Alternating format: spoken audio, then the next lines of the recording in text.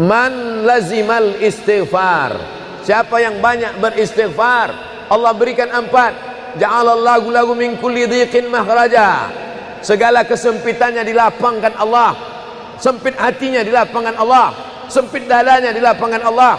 Wali wa min kulli hammin faraja, segala kesusahannya diberikan Allah kemudahan.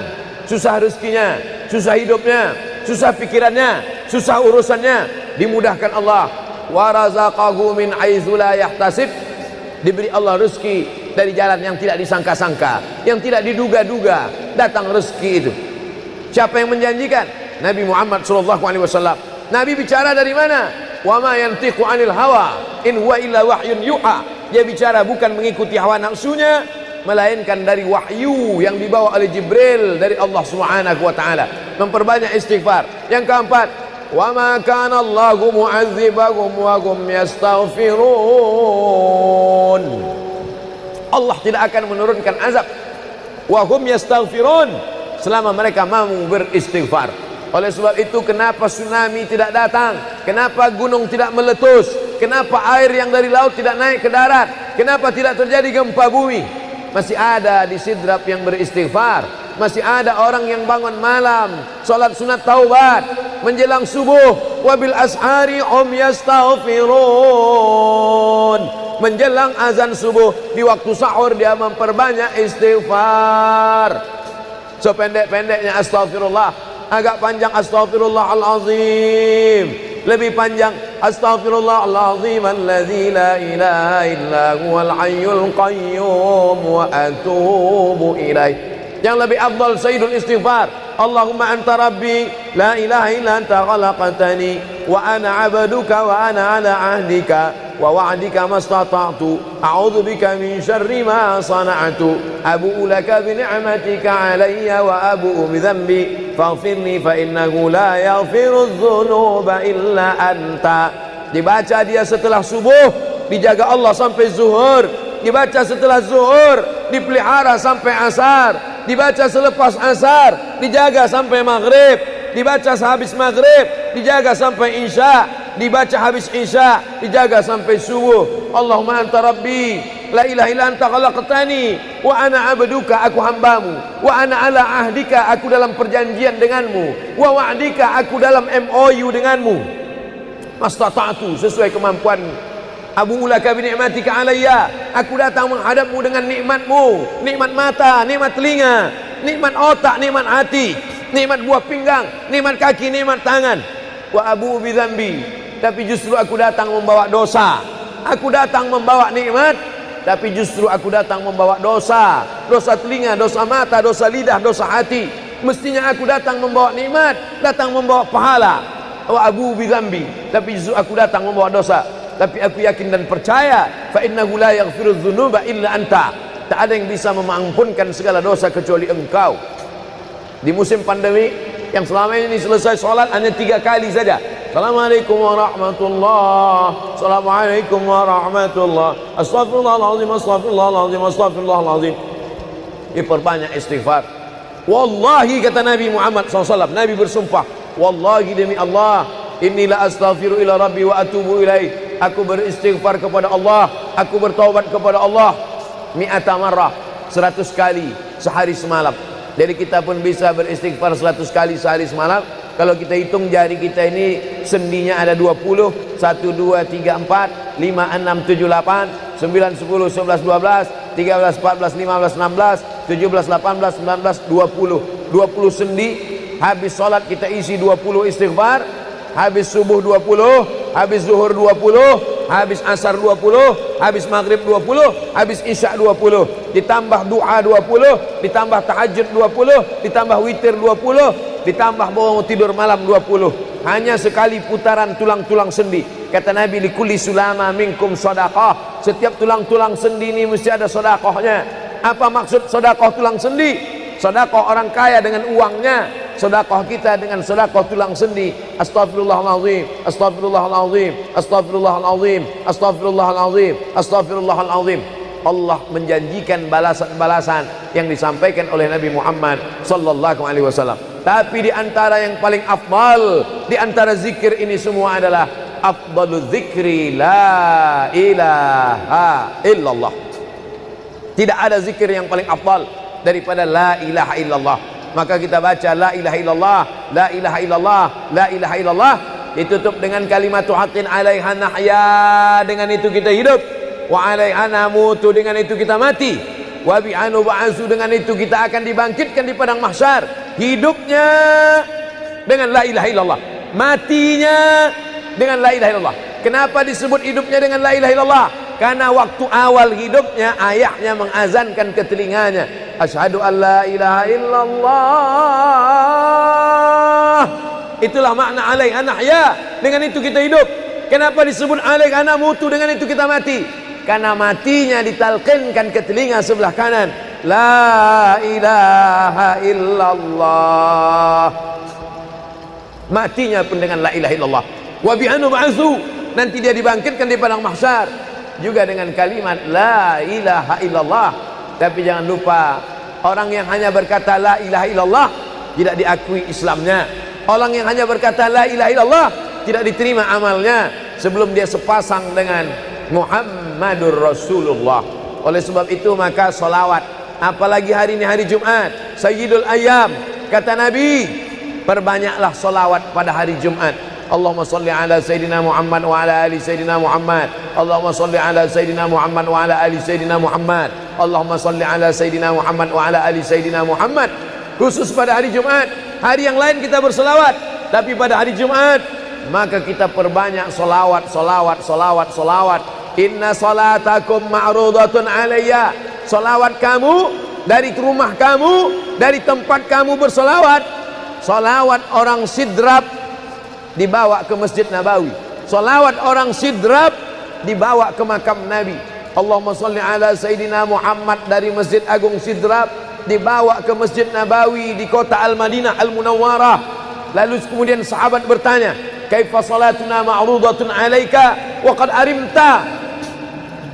Bagaimana salawat kami dibawa ke makammu padahal engkau sudah mati, meninggal dunia? Bukankah orang yang mati itu tidak hidup? Bukankah orang mati itu dimakan cacing tanah? Apa jawab Nabi? Innallaha harramal arda ajsadal anbiya. Allah mengharamkan tanah memakan jasad para nabi.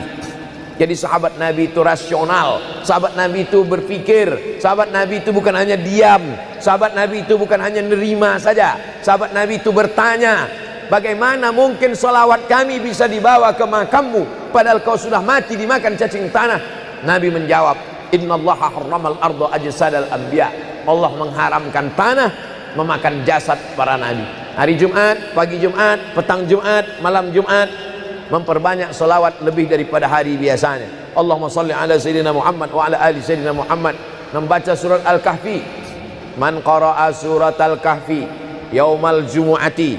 Siapa yang membaca surat Al-Kahfi hari Jumat, pagi Jumat, siang Jumat, sore Jumat, malam Jumat, adha'a lahu min nur. Allah berikan dia cahaya, pencerahan, terang pandangannya, terang matanya, terang pikirannya, terang hatinya.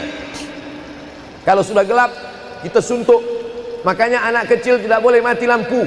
Kalau ada anak kecil malam mati lampu, napasnya bisa sesak. Kenapa sesak? Sempit dadanya. Itu maknanya kalau Allah kasih kita terang cahaya karena membaca surat Al-Kahfi hari Jumat. Tapi jangan sampai menyuruh orang baca surat Al-Kahfi, ternyata yang ceramah ini belum baca surat Al-Kahfi. Bacalah surat Al-Kahfi. Ustaz sudah baca. Oh, saya ngajak aja. Enggak. Sebelum ceramah saya baca dulu. Malam Jumat, tadi malam. Habis sholat tahajud, duduk, baca surat Yasin, baca surat Al-Kahfi. Supaya waktu menyampaikannya plong. Karena kalau kita hanya menyuruh saja tidak mengamalkannya, terasa di dalam hati. Bacalah surat Al-Kahfi. Pembohong. Oleh sebab itu saya mengajak, tapi saya sudah baca duluan. Man qara'a surat Yasin lailatal Jum'ah. Siapa yang membaca surat Yasin malam, tidak hanya malam Jumat. Man qara'a Yasin fi lailatin, tak ada disebut malam Jumat. Siapa yang baca surat Yasin pada suatu malam, malam Senin, malam Selasa, malam Rabu, malam Kamis, malam Ahad, malam Jumat, ghufira lahu, asbaha maghfuran lah. Waktu subuh dia sudah diampunkan Allah. Adapun surat Al-Kahfi tadi malam, malam Jumat, pagi Jumat, siang Jumat, sore Jumat, sampai nanti sebelum matahari tenggelam. Dan dari salat asar sampai matahari tenggelam, waktu mustajab untuk berdoa, didoakan segala kebaikan-kebaikan. Sayyidul ayyam, induk dari segala hari. Berapa banyak orang amat sangat ingin hidup di hari ini, tapi meninggal kemarin sore. Berapa banyak amat sangat ingin hidup di bulan ini, tapi sudah didahului oleh ajal, janji kepada Allah Subhanahu wa taala. Jangan ada sedetik pun waktu yang sia-sia, yang kosong hampa, tanpa kita isi dengan amal kepada Allah Subhanahu wa taala. Man shalla alayya salatan, siapa yang bersolawat satu kali, sallallahu alaihi biha asyra, Allah balas 10 kebaikan. Huttan anhu asyara sayiat, ditutupi 10 kesalahan. Wa rufi'at lahu asyara darajat, dinaikkan 10 darajat tingkatan kemuliaan. Satu kali salawat 10 dosa diampunkan, 10 kebaikan pahala dituliskan, 10 derajat kemuliaan diangkat, dinaikkan di hadapan Allah Subhanahu wa taala. Oleh sebab itu maka hari ini kita perbanyak selawat, pertemuan selawat, berjumpa dengan orang berselawat. Dan kita memang melakukan tradisi-tradisi itu. Ketika ada orang mau menikah berselawat, anaknya akikah berselawat, acara walimah berselawat, khotib khutbah Jumat kalau tidak berselawat batal Jumatnya. Orang yang sedang sholat kalau dia tidak berselawat, menurut mazhab Syafi'i batal sholatnya. Orang yang berdoa kalau tidak berselawat, doanya tergantung tidak dikabulkan Allah. Majlis kita kalau tidak ada selawat, maka majlis itu berubah menjadi majlis antanajifah, majlis mangkai, majlis busuk, majlis berbau. Oleh sebab itu tidak ada cara lain menolak ini semua adalah dengan cara bersolawat, solawat dan solawat. Itu poin yang ketiga. Poin yang keempat, di antara menjauhkan kita dari bala ini, tolak bala ini adalah shadaqatus sirri tadfa'u mitatassu. Sedekah menolak bala, mati su'ul khatimah. Makanya dulu kita ada istilah sedekah tolak bala. Sedekah menolak musibah, sedekah menolak bencana, sedekah menolak wabah. Oleh sebab itu maka yang selama ini biasa bersedekah kepada anak yatim, biasanya menyambut Ramadan, jangan lagi tunggu bulan Ramadan, datangi rumah anak yatim, makan mereka, sembako beras mereka, masukkan ke dalam karung 10 kilo, gula sekilo, minyak sekilo, susu saset, ikan sarden, masukkan, berikan. Ini dengan niat menolak segala musibah, segala bencana, segala wabah. Orang-orang yang mati itu kalau dia ditanya Allah Subhanahu wa taala, hai mayit, hai orang yang mati, seandainya ku kasih kau hidup lagi, mau apa tidak? Mereka amat sangat ingin hidup. Apa kata mereka? Kami ingin hidup. Laula akhartani ila ajalin qarib, kasihlah kami hidup ya Allah qarib, sebentar, sekejap, semenit, sedetik saja. Kalau aku kasih kau hidup, kau mau apa? Kata Allah. Mereka menjawab, dalam Al-Quran diceritakan, laula akhartani ila ajalin qarib, kalau kau kasih aku hidup walaupun sedetik saja, fa as-saddaqa, aku mau bersedekah ya Allah. Kenapa orang mati itu tidak berkata, kasih aku hidup sedetik saja, aku mau haji dan umrah? Tidak ada.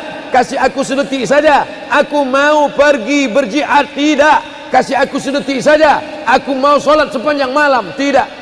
Mereka mengatakan, fa as-saddaqa, aku mau bersedekah. Mengapa orang mati itu kalau dihidupkan mau bersedekah? Dijawab oleh para ulama, karena haji dan umrah balasannya nanti setelah hisab masuk surga. Al-hajjul mabrur, haji yang mabrur, laisa lahu jaza illal jannah, balasannya surga. Tapi sedekah balasannya sudah didapatkan ketika dikubur. Begitu mati masuk kubur langsung dapat balasan sedekah. Itulah makanya kata Nabi, idza matal insan, kalau manusia mati, inqata'a, putus amalnya. Tapi ada yang tak putus, shadaqatun jariyah, sedekah yang mengalir.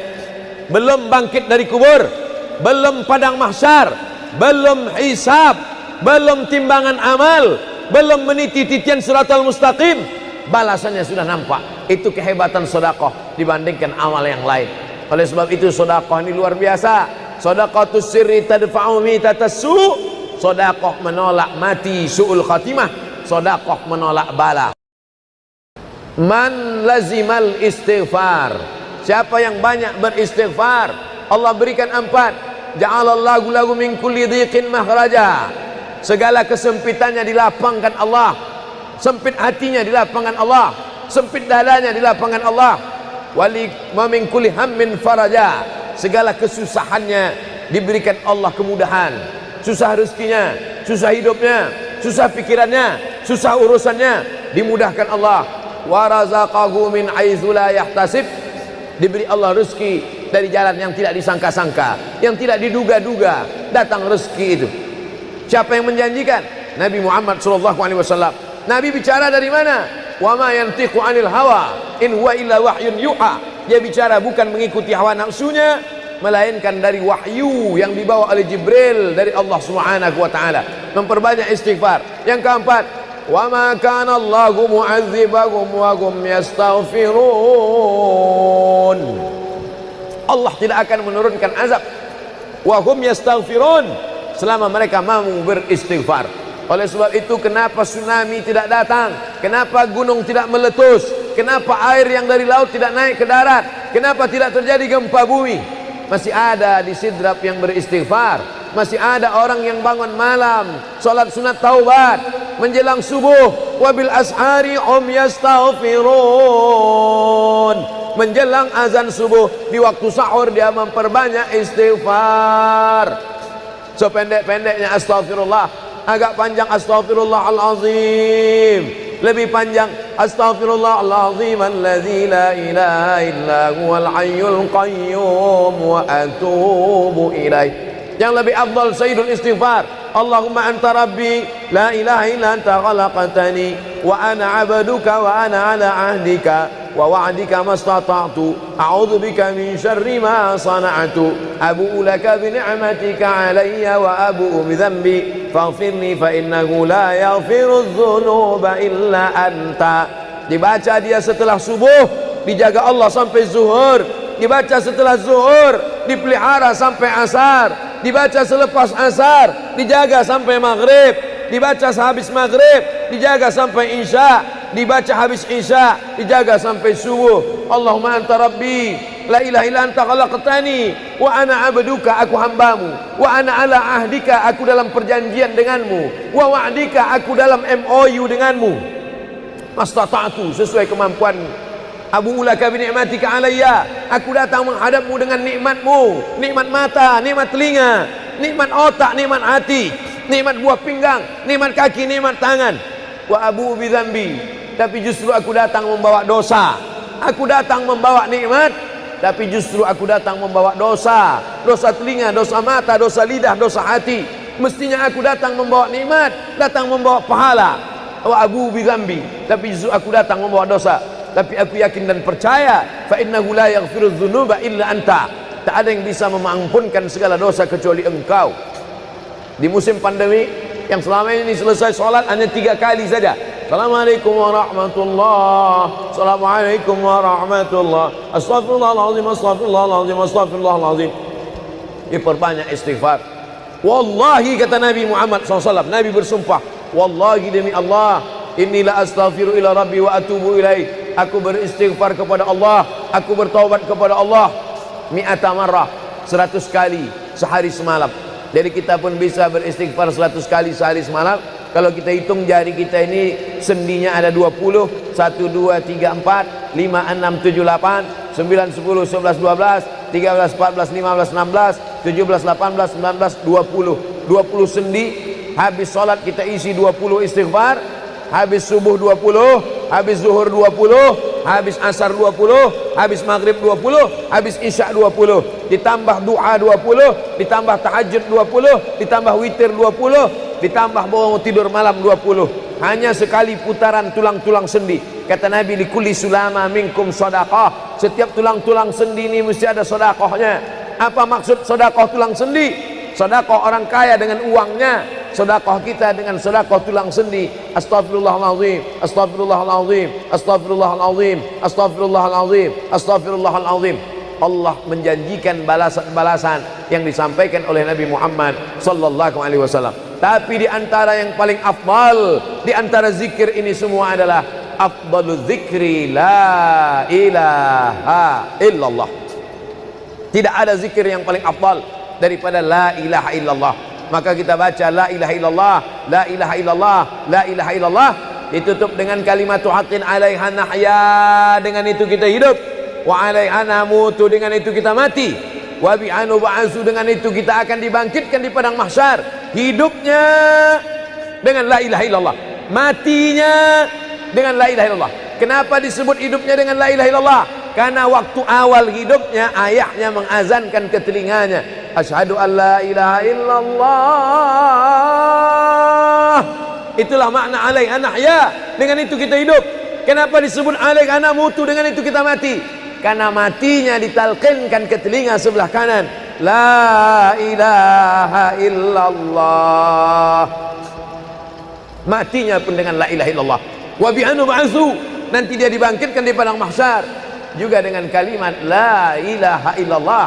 Tapi jangan lupa, orang yang hanya berkata la ilaha illallah tidak diakui Islamnya. Orang yang hanya berkata la ilaha illallah tidak diterima amalnya sebelum dia sepasang dengan Muhammadur Rasulullah. Oleh sebab itu maka solawat, apalagi hari ini hari Jumat, Sayyidul Ayyam, kata Nabi, perbanyaklah solawat pada hari Jumat. Allahumma salli ala Sayyidina Muhammad wa ala ali Sayyidina Muhammad. Allahumma salli ala Sayyidina Muhammad wa ala ali Sayyidina Muhammad. Allahumma salli ala Sayyidina Muhammad wa ala ali Sayyidina Muhammad. Khusus pada hari Jumat. Hari yang lain kita berselawat, tapi pada hari Jumat maka kita perbanyak solawat, solawat, solawat, solawat. Inna salatakum ma'rudatun alayya. Solawat kamu dari rumah kamu, dari tempat kamu bersolawat.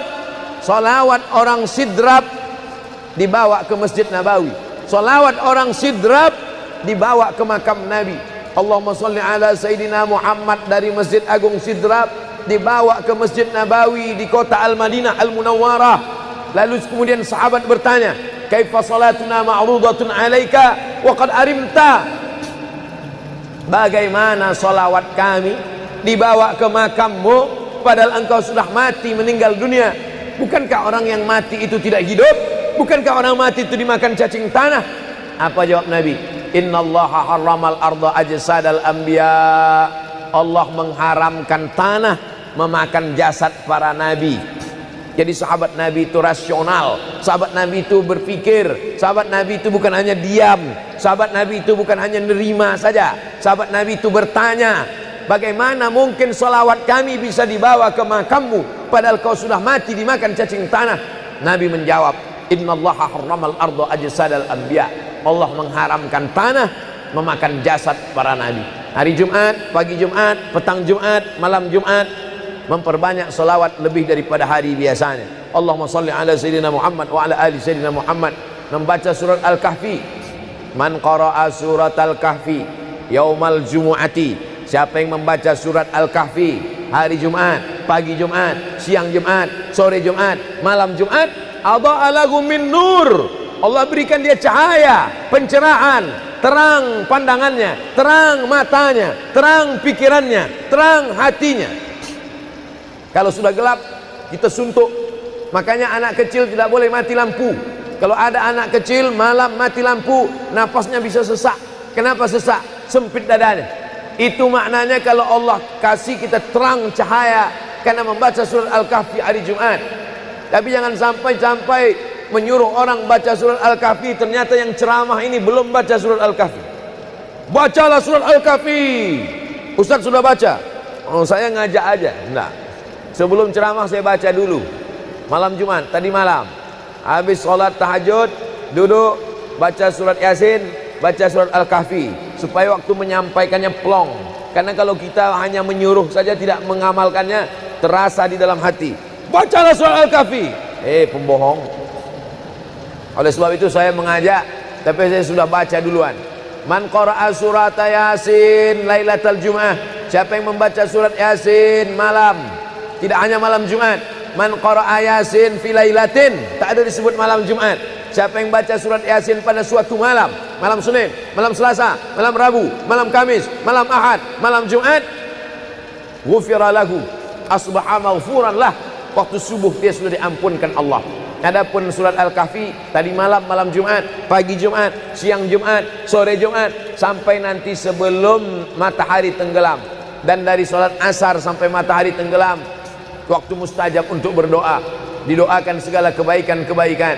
Sayyidul ayyam, induk dari segala hari. Berapa banyak orang amat sangat ingin hidup di hari ini tapi meninggal kemarin sore. Berapa banyak amat sangat ingin hidup di bulan ini tapi sudah didahului oleh ajal, janji kepada Allah Subhanahu wa taala. Jangan ada sedetik pun waktu yang sia-sia, yang kosong hampa tanpa kita isi dengan amal kepada Allah Subhanahu wa taala. Man shalla alayya salatan, siapa yang bersolawat satu kali, sallallahu alaihi biha asyra, Allah balas 10 kebaikan. Huttan anhu asyara sayiat, ditutupi 10 kesalahan. Wa rufi'at lahu asyara darajat, dinaikkan 10 darajat tingkatan kemuliaan. Satu kali salawat 10 dosa diampunkan, 10 kebaikan pahala dituliskan, 10 derajat kemuliaan diangkat, dinaikkan di hadapan Allah Subhanahu wa taala. Oleh sebab itu maka hari ini kita perbanyak selawat, pertemuan selawat, berjumpa dengan orang berselawat. Dan kita memang melakukan tradisi-tradisi itu. Ketika ada orang mau menikah berselawat, anaknya akikah berselawat, acara walimah berselawat, khatib khutbah Jumat kalau tidak berselawat batal Jumatnya. Orang yang sedang sholat kalau dia tidak berselawat, menurut mazhab Syafi'i batal sholatnya. Orang yang berdoa kalau tidak berselawat, doanya tergantung tidak dikabulkan Allah. Majlis kita kalau tidak ada selawat, maka majlis itu berubah menjadi majlis antanajifah, majlis mangkai, majlis busuk, majlis berbau. Oleh sebab itu tidak ada cara lain menolak ini semua adalah dengan cara bersolawat, solawat dan solawat. Itu poin yang ketiga. Poin yang keempat, di antara menjauhkan kita dari bala ini, tolak bala ini adalah shadaqatus sirri tadfa'u mitatassu. Sedekah menolak bala, mati su'ul khatimah. Makanya dulu kita ada istilah sedekah tolak bala. Sedekah menolak musibah, sedekah menolak bencana, sedekah menolak wabah. Oleh sebab itu maka yang selama ini biasa bersedekah kepada anak yatim, biasanya menyambut Ramadan, jangan lagi tunggu bulan Ramadan, datangi rumah anak yatim, makan mereka, sembako beras mereka, masukkan ke dalam karung 10 kilo, gula sekilo, minyak sekilo, susu saset, ikan sarden, masukkan, berikan. Ini dengan niat menolak segala musibah, segala bencana, segala wabah. Orang-orang yang mati itu kalau dia ditanya Allah Subhanahu wa taala, hai mayit, hai orang yang mati, seandainya ku kasih kau hidup lagi, mau apa tidak? Mereka amat sangat ingin hidup. Apa kata mereka? Kami ingin hidup. Laula akhartani ila ajalin qarib, kasihlah kami hidup ya Allah qarib, sebentar, sekejap, semenit, sedetik saja. Kalau aku kasih kau hidup, kau mau apa? Kata Allah.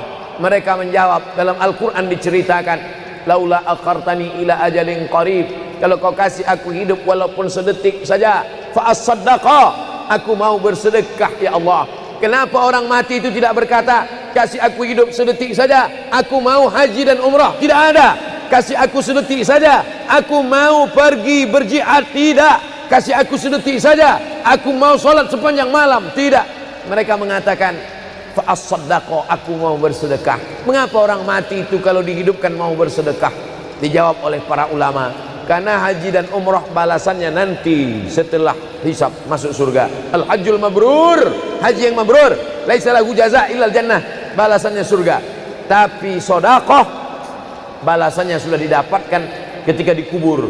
Begitu mati masuk kubur langsung dapat balasan sedekah. Itulah makanya kata Nabi, idza matal insan, kalau manusia mati, inqata'a, putus amalnya. Tapi ada yang tak putus, shadaqatun jariyah, sedekah yang mengalir. Belum bangkit dari kubur, belum padang mahsyar, belum hisab, belum timbangan amal, belum meniti titian siratal mustaqim, balasannya sudah nampak. Itu kehebatan sedekah dibandingkan amal yang lain. Oleh sebab itu sedekah ini luar biasa. Shadaqatus sirri tadfa'u mitatassu, sedekah menolak mati su'ul khatimah, sedekah menolak bala. Alhamdulillah, Allahumma salli ala Sayyidina Muhammad wa ala ali Sayyidina Muhammad. Kullu amrin zibalin, semua amal yang baik, walam yubda' bihamdillah, kalau tidak diawali dengan alhamdulillah, pujian kepada Allah, fahuwa aqta', maka amal itu putus.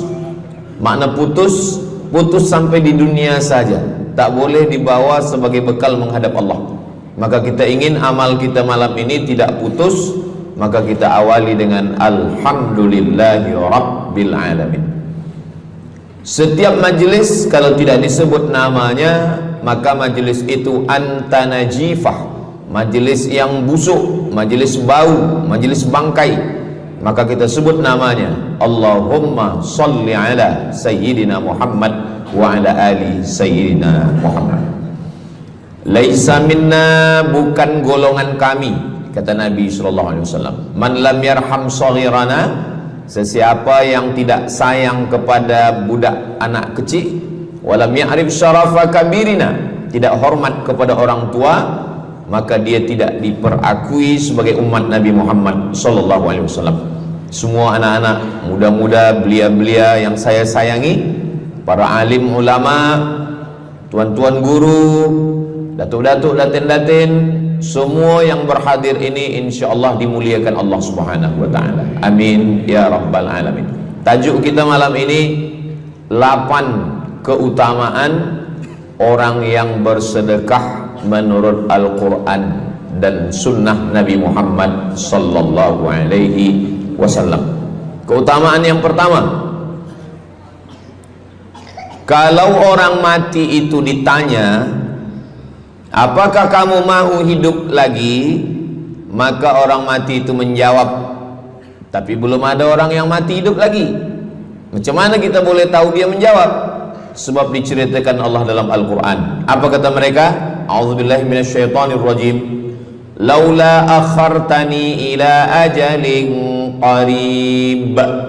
Kalaulah kami yang sudah mati ini diberi masa lagi, ajal masa, qarib pendek, sikit, kejap. Kalaulah kami boleh dibagi masa hidup lagi walaupun sikit, walaupun kejap, apa yang ingin mereka lakukan? Fa as-saddaqa, kami ingin bersodaqah. Mereka tak ada kata kalaulah kami boleh hidup lagi kami ingin jihad, tak ada. Kalau boleh hidup lagi kami ingin pergi haji, tak ada. Mereka katakan fa as-saddaqa, kami ingin bersodaqah. Kenapa sodaqah? Kenapa bukan perang? Maka ulama membagi jawaban. Karena kalau haji itu balasannya nanti di surga.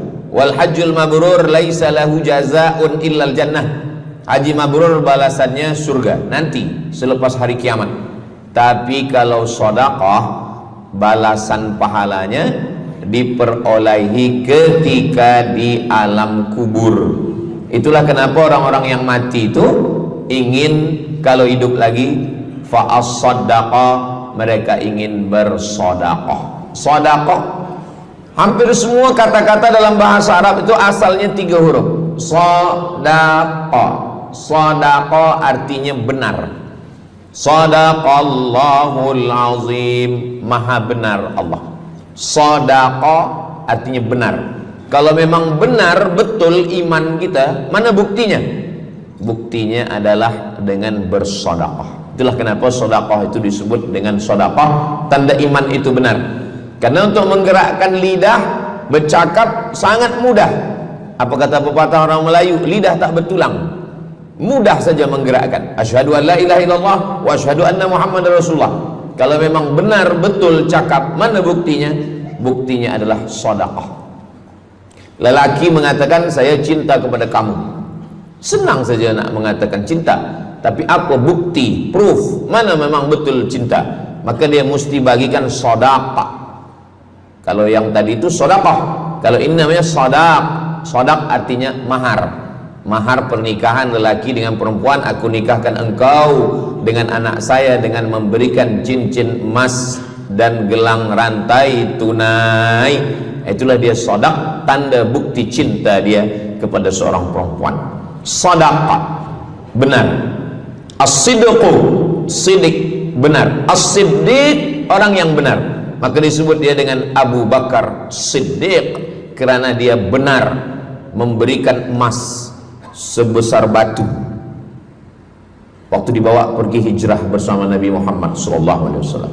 Maka dia disebut dengan Siddiq kerana dia benar imannya dengan memberikan sedekah. Tapi ada makna siddiq yang lain, ketika yang lain mendustakan Nabi, tak percaya kepada Isra Mi'raj, dialah orang yang percaya, maka disebut dia dengan Siddiq.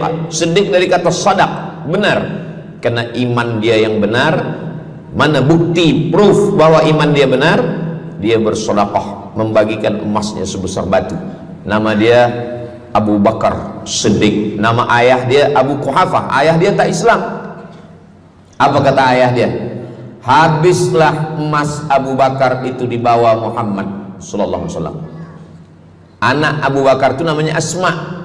Asma, mana emas ayah kamu? Dah habis dibawa Muhammad. Dia benci betul dengan Nabi Muhammad. Datang Asma, dia ambil batu, dia masukkan ke dalam kain. Kata Asma, emas ayah tu masih ada dalam kain, Datuk. Lalu Abu Quhafah memegang. Abu Quhafah ni buta, dia tak nampak. Oh ya, masih ada lagi. Rupanya emas itu sudah dibawa hijrah bersama Rasulullah sallallahu alaihi wasallam. Makanya kata Nabi, "Lau anfaqa ahadukum mithla Uhudin zahaban." Seandainya ada di antara kamu yang boleh berwakaf emas walaupun sebesar Bukit Uhud. Bukit Uhud itu panjangnya 7 km.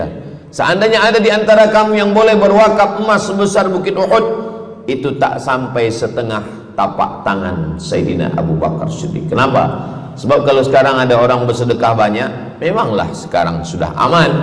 Tapi masa itu masa susah, masa payah, Abu Bakar Siddiq menunjukkan bukti keimanannya. Ini keutamaan yang pertama menurut Al-Quran. Kenapa orang bersedekah? Kerana orang-orang mati, kalau dia boleh bagi tambah umur hidup lagi, mereka berkata, fa'as-saddaqa, kami ingin bersedekah. Itu yang pertama. Yang kedua, sampai berapa nih? Sampai 8. Tadi saya dibagi tahu Ustadz sampai 8, atau tak pun sampai 8, kalau dah habis 60 menit habis.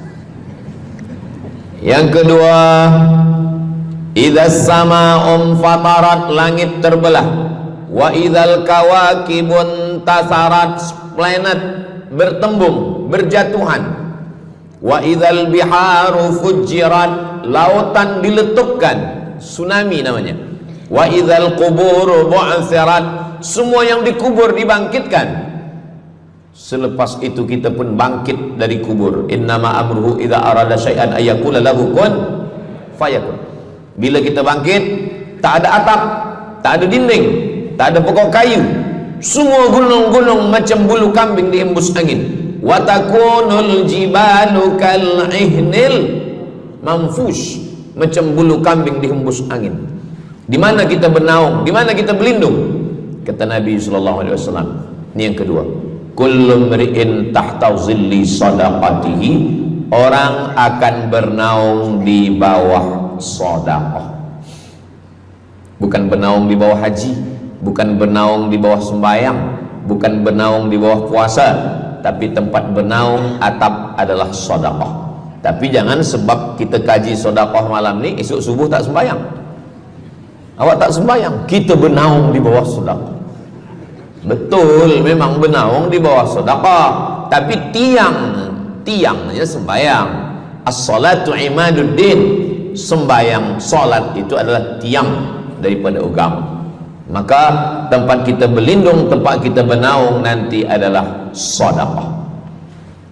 Ada yang tenggelam kerana peluh saking panasnya, ada yang tenggelam kerana peluh sampai ke lutut, ada sampai ke pinggang, ada sampai ke leher, ada yang tenggelam habis. Tapi ada orang yang merasa sejuk, selesa. Kenapa?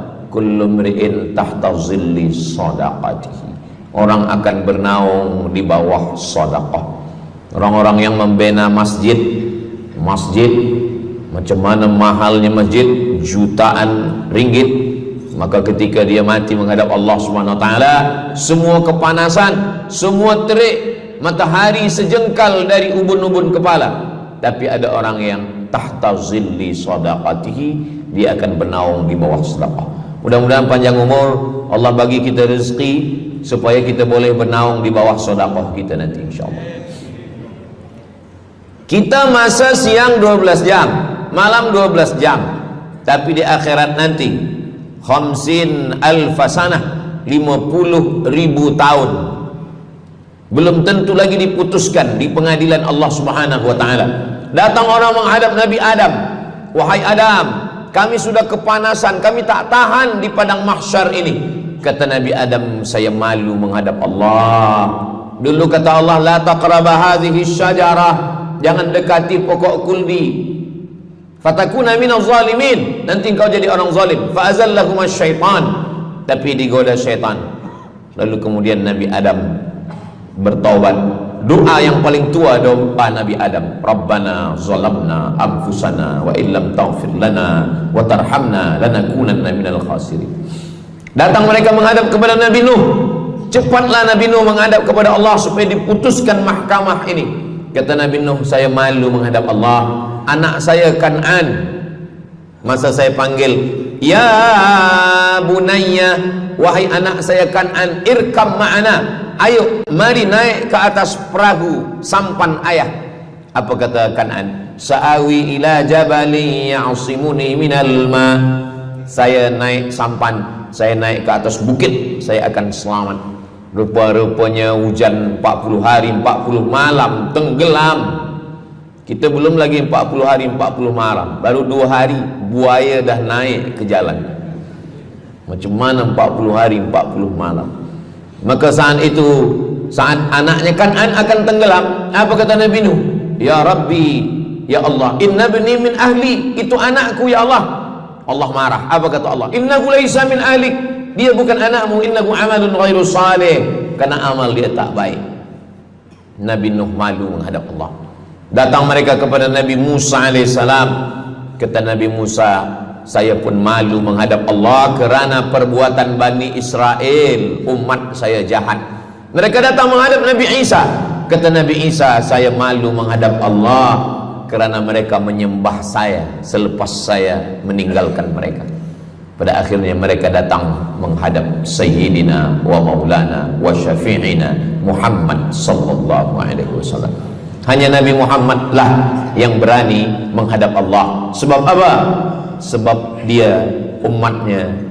Maka walaupun kita umat yang paling kecil, umur paling pendek, badan paling tidak bertenaga, tapi kita adalah umat yang pertama nanti yang akan diputuskan perkara, dan kita adalah umat yang pertama akan masuk ke dalam surga Allah Subhanahu wa ta'ala.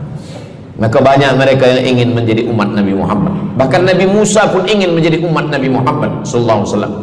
Masa Umar bin Khattab datang membawa lembaran-lembaran Taurat, Nabi berkata, apa itu wahai Musa? Taurat. Nabi Muhammad SAW memanggil, mari Taurat. Lalu Nabi Muhammad mengkoyak. Apa kata Nabi? Lau kana Musa hayyan ma wasa'ahu illa iyattabi'ani.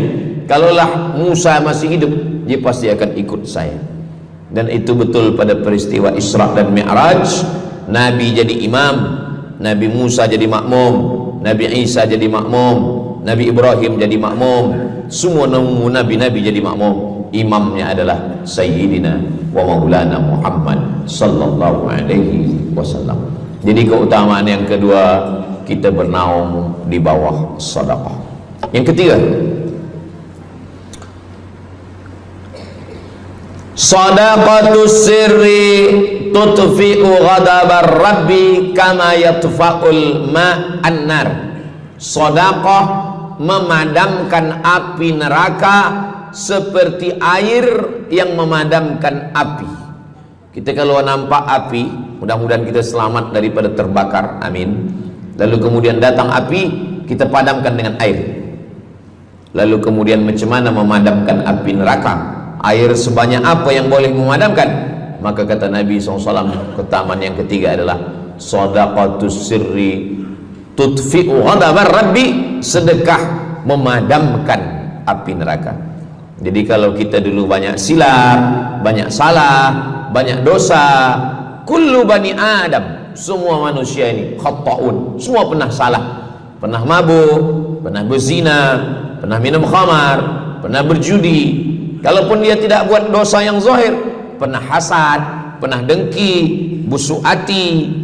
Maka ketika itu macam mana memadamkan murka Allah dengan istighfar, memadamkan dengan sembahyang, solat, sunat, taubat? Ada satu cara lagi. Dengan cara apa? Memadamkannya dengan sedekah.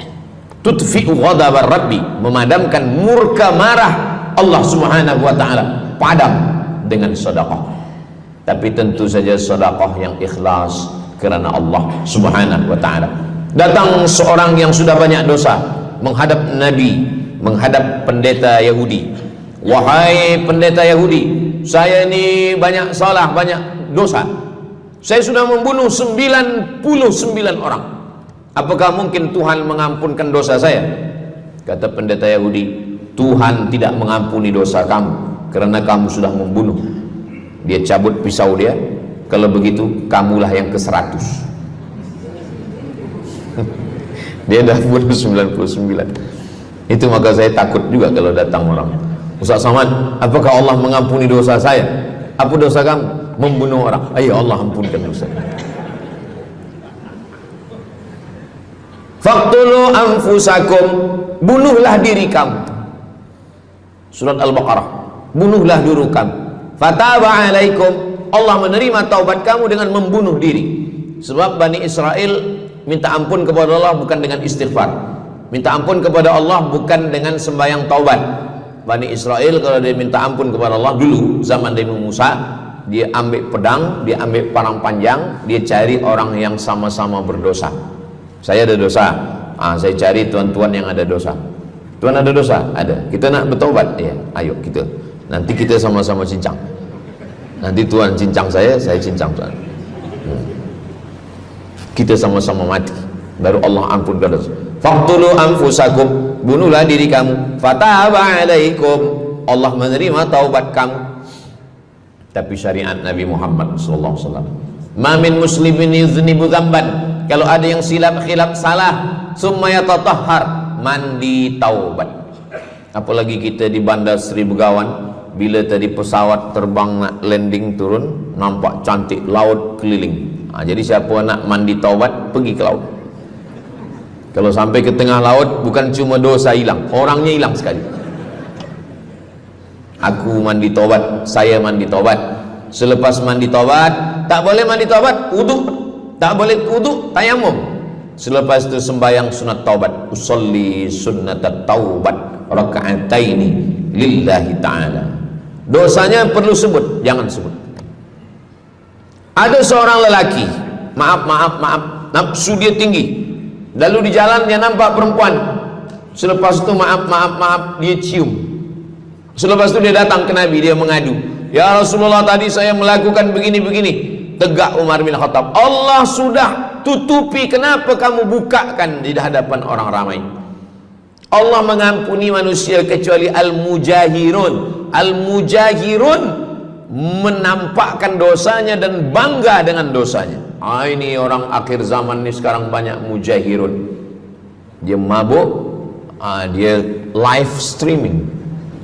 Hai guys, dah mabuk ke malam ni? Ini al-mujahirun. Maka ulil amri mesti ambil hukum. Tapi orang yang pernah berdosa, pernah silap, pernah salah, jangan cerita lagi, tutup. Suami-suami kalau bertobat kepada Allah, mengadu kepada Allah, cukup. Jangan cerita ke istri. Allah menerima, istri tak terima. Jadi taubat cukup kepada Allah Subhanahu wa taala, mengadu dah. Bangkit tahajud malam minta kepada Allah. Jangan suara kuat-kuat. Cukup. Sebab tidak semua kejujuran boleh diterima orang lain. Tak semua perempuan boleh menerima kejujuran. Sakit hati dia. Allah Subhanahu wa taala Maha Pengampun. Selepas itu kemudian wa asbi'is sayyi'atal hasanata, dosa-dosa silap khilaf masa lalu bagaimana menutupinya? Hasanata, perbuatan baik. sembahyang baik, sholat baik, tapi ada yang paling baik. Apa dia? Shadaqatus sirri, memperbanyak sedekah, memadamkan murka Allah seperti api dipadamkan oleh air. Marah itu adalah kobaran dari api neraka. Bila kita sedang marah, itu adalah api neraka lahab. Lahab itu artinya berkobar. Lahab pakai ba, lahab.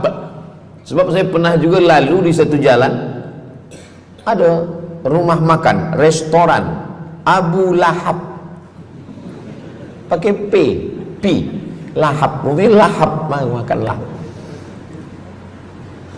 Allah Subhanahu wa taala memadamkan murkanya. Inna rahmati sabaqat ghadabi, rahmatku lebih cepat daripada murkaku. Memang Allah marah, tapi ketika dia berbagi kepada orang lain, dia tutupi dosanya di masa yang lalu. Syarat taubat 3. Yang pertama, an-nadamu fil qalbi, menyesal dalam hati. Yang kedua, al-iqraru bil lisani, nyatakan dengan lisan, astaghfirullahalazim.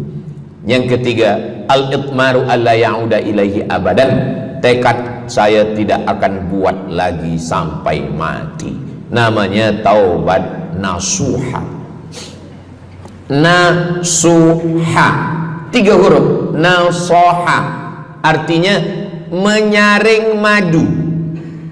Datang orang memanjat pokok kayu, dia ambil parang panjang, dia potong sarang lebah jatuh ke bawah, disaring dengan kain tipis, lalu kemudian tersangkut di atas kain, lilinnya tersangkut, lebahnya tersangkut, anak lebah tersangkut, rantingnya tersangkut, dahannya tersangkut, maka keluarlah madu. Itu bahasa Arabnya namanya nasuha. Apa makna nasuha? Menyaring dosa-dosa sehingga yang tinggal hanya amal soleh, yang sampah-sampah tersangkut. Sekarang susah nak minum madu yang asli, banyak palsu. Macam mana Ustaz, saya ni suka spesihat minum madu, apa tanda madu ni asli? Bawa pulang ke rumah, kalau istri marah itu asli.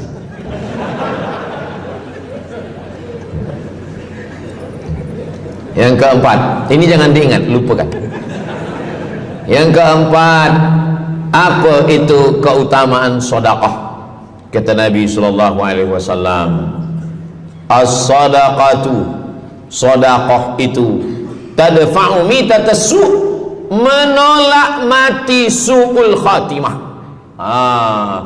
Tak ada guna amal elok baik kalau mati dalam keadaan su'ul khatimah. Kita selalu berdoa, Allahumma khtim lana bihusnil khatimah. Maka cara untuk menolak mati su'ul khatimah ini adalah dengan cara sedekah. Banyak orang mati husnul khatimah, bukan ulama, meninggal di dalam Masjidil Haram sedang pakai ihram, selepas tawaf di belakang makam Ibrahim ketika sedang sujud terakhir. Itulah mati yang paling indah. Dalam wudhu sedang sembahyang, di sujud terakhir dalam tanah haram, dalam Masjidil Haram, di belakang makam Ibrahim. Meninggal, dibawa jenazah balik. Orang datang bertanya kepada ibunya, dia masih pemuda belia, apakah dia ulama? Dia bukan ulama. Kenapa dia mulia betul? Apakah dia pernah perang ke Palestina? Tidak. 2-3 hari selepas itu datang satu perempuan membawa budak kecil. Kamu siapa? Kami adalah orang yang tiap bulan dapat kiriman beras, minyak dan makanan dari pemuda ini. Saya maaf, seorang janda, ini anak-anak saya, dan dia selalu bagikan uang dia untuk makankan. Jadi nanti kalau ada orang meninggal, tiba-tiba selepas itu datang janda membawa anak, itu tanda husnul khatimah. Sebab dia belum nikah, dia masih lajang. Allah ingin menunjukkan bahwa kalau engkau berbuat sedekah, maka Allah Subhanahu wa taala memberikan keutamaan husnul khatimah. Bukan setakat diselamatkan dari su'ul khatimah, tapi mendapatkan husnul khatimah.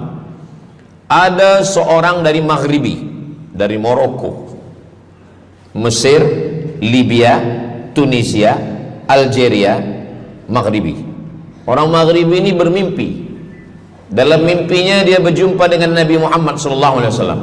Kata Nabi, engkau pergi ke Saudi Arabia, cari di kampung ini, nanti engkau jumpai seorang pemuda, sampaikan salamku kepada dia, katakan dia penghuni surga. Malam pertama mimpi, iya ke? Tidak ke? Jangan-jangan syaitan. Tak betul. Malam kedua mimpinya sama. Engkau pergi ke Saudi Arabia, datangi kampung ini, jumpai seorang pemuda namanya si fulan, bagi tahu ke dia, salamku untuk dia, sampaikan kepada dia bahwa dia penghuni surga. Nah, 2 kali. Ini udah agak kuat. Tunggu 3 kali, sampai 3 malam mimpinya sama. Akhirnya orang Maghrib ini terbang dari Casablanca sampai ke Jeddah. Dari Jeddah dia cari kampung yang disebut dalam mimpi. Sampai itu dia cari pemuda. Adakah di kampung ini seorang pemuda namanya si fulan? Betul. Dia tengok, biasa saja. Bukan ulama, bukan macam Musa Abdul Somad. Tak mungkin mimpi salah 3 kali betul-betul. Lalu disampaikan kepada dia, fulan, saya 3 malam bermimpi Rasul SAW menyampaikan salam kepada engkau. Assalamualaikum. Kata Nabi, engkau adalah penghuni surga. Dia pun terkejut. Saya bukan ulama, saya orang biasa. Apa amal kamu? Sembahyang saya biasa saja, puasa sunat saya biasa saja. Hanya saja saya tak pernah menyimpan hasad dendam, dan saya selalu membagikan uang kepada fakir miskin, anak yatim dan du'afa. Selepas mendapatkan itu dia pun menangis, dia pun bersedih karena dia merasa dia tak layak dicintai, karena dia masa banyak silap, banyak salah. Rupanya rahmat Allah itu turun bukan kepada orang yang alim tapi sombong, bukan kepada orang yang kaya tapi takbur, tapi kepada orang yang hatinya hancur berkeping karena takut kepada Allah Subhanahu wa ta'ala. Selepas itu dia pun meninggal dalam keadaan husnul khatimah setelah mendapatkan janji dari Rasulullah sallallahu alaihi wasallam. Apa maknanya? Bahwa kalau kita tak boleh sembahyang sampai tegak lutut bengkak, kalau kita tak tergolong orang yang rajin puasa sunat berhari-hari, kalau kita bukan orang yang kuat berjihad fisabilillah, maka carilah satu pintu. Pintu itu bernama babus sedekah. Karena banyak yang sudah melaluinya dan mereka dimuliakan Allah, diselamatkan daripada su'ul khatimah. Yang ke berapa? Kelima. Saya sebetulnya ingat, saya nak cuba aja. Kalau jamaah masih ingat, itu maknanya mereka masih konsen lagi, masih sedar. Kalau dah terserah Ustaz lah nama berapa, kami pun dah tak balik dalam. Yang kelima, dawu mardakum bis sadaqah. Yang kelima, dawu mardakum bis sadaqah. Obati orang yang sakit di antara kamu dengan sedekah. Datang seorang lelaki yang lututnya bernanah menemui Imam Abdurrahman ibnu Mahdi. Wahai Imam Abdurrahman bin Mahdi, lutut saya ini bernanah, tak sihat-sihat. Kata Imam Abdurrahman bin Mahdi, saya ingat satu hadis Rasulullah, dawu mardakum bis sadaqah. Cuba engkau cari kampung yang di kampung itu tak ada air, kamu buat perigi. Perigi. Di kampung saya namanya perigi. Lalu dia pun pergi ke kampung yang tak ada air, dia galikan perigi. Selepas itu sehari, 2 hari, 3 hari, sepekan, sebulan, lutut dia sihat kering. Dia datang lagi kepada Imam Abdurrahman ibnu Mahdi. Alhamdulillah Imam Abdurrahman ibnu Mahdi, lutut saya sudah sihat. Apa hubungan lutut dengan sedekah? Rupanya setiap orang yang mengambil air untuk minum, untuk berwudu, untuk mandi, untuk memasak, selepas itu mereka berdoa, ya Allah, berikanlah kebaikan kepada orang yang sudah membagikan air ini. Ad-du'a silahul mu'min, doa senjatanya orang beriman. Kisah ini ada dalam kitab Sa'ah wa Sa'ah, Ajaib wa Taraif. Semua ada saatnya. Beberapa kisah-kisah yang ajaib diceritakan oleh Syekh Abu Amr al-Misri dalam judul buku Sa'ah wa Sa'ah Gharaib wa Taraib. Sudah diterjemahkan ke dalam bahasa Melayu, judulnya Semua Ada Saatnya. Nama penerjemahnya Abdul Somad. Boleh dicari di google.com. Semua ada saat. Lalu kemudian saya sampaikan hadis ini di masjid. Dawu mardakum bis sadaqah. Obatilah orang yang sakit di antara kamu dengan sedekah. Selepas itu saya turun dari masjid, saya pergi ke kereta, di parking, datang seorang jamaah. Memang yang Ustaz sampaikan tadi betul. Kata saya, memang betul. Takkan saya sampaikan tak betul? Apa maksud awak? Betul. Istri saya kena sakit kista sebesar duit di dalam, maaf, rahim dia. Kata doktor, ini mesti diambil, kalau tidak dia makin besar makin besar. Tapi kalau diambil, dicabut, operate, nanti akan, maaf cakap, tercabut rahim sekali. Dan kalau rahim tercabut, maka nanti tidak boleh mengandung. Mendengar itu istrinya menangis, suaminya tersenyum. Yang senyum budak kecil pula. Lalu kemudian rupanya istri dia tahu tentang hadis Nabi, dawu mardakum bis sadaqah, obatilah orang yang sakit dengan bersedekah. Maka dia pun bersedekah, bersedekah, bersedekah, bersedekah. Selepas itu mereka pergi lagi medical check up ke hospital. Sampai di hospital dicek USG, rupanya kista itu makin kecil, kecil, kecil, kecil dan hilang. Doktor tu pula bertanya balik, awak makan apa? Saya makan nasi, kata dia. Minum apa? Minum teh tarik. Saya amalkan hadis Nabi Muhammad SAW, dawu mardakum bis sadaqah. Kata doktor, awak tak perlu operate, dan ini tidak perlu dibelah, dan rahim awak masih boleh mengandung. Istrinya tersenyum, lakinya pula menangis. Begitulah Allah Subhanahu wa ta'ala. Syekh Abu Amr Al-Misri bercerita tentang seorang perempuan di Saudi Arabia. Dia pergi ke Amerika. Kata doktor di Amerika, kamu sudah balik ke rumah, makan kenyang, tidur lelap.